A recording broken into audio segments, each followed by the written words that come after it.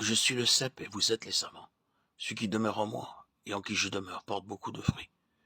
Car sans moi, vous ne pouvez rien faire. Jean 15, 5. En lisant ce verset, je peux comprendre que je ne dois rien faire d'autre que d'accomplir ce qui plaît à Christ. Je dépends de lui. Ceci est actuellement vrai. Jésus-Christ vient insuffler son propre esprit en nous, pour que nous trouvions notre bonheur suprême en vivant entièrement pour Dieu, comme il l'a fait.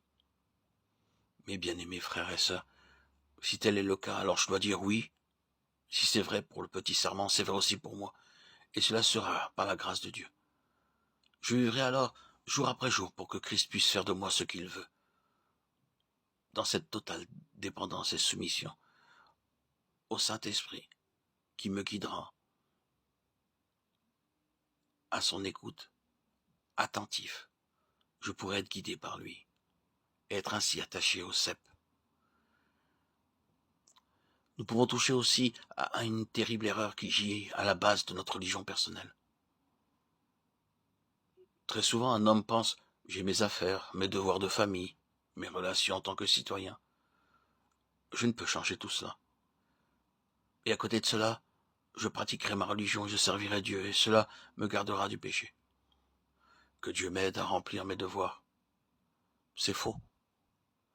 Quand Christ vint, il vint pour acheter le pécheur avec son sang.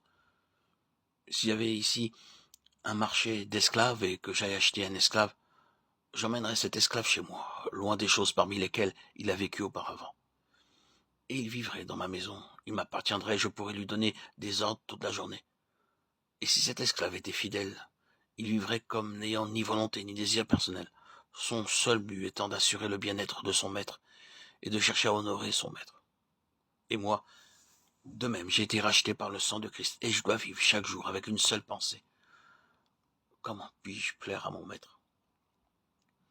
Nous trouvons la vie si difficile parce que nous cherchons à obtenir la bénédiction de Dieu, tout en faisant notre propre volonté.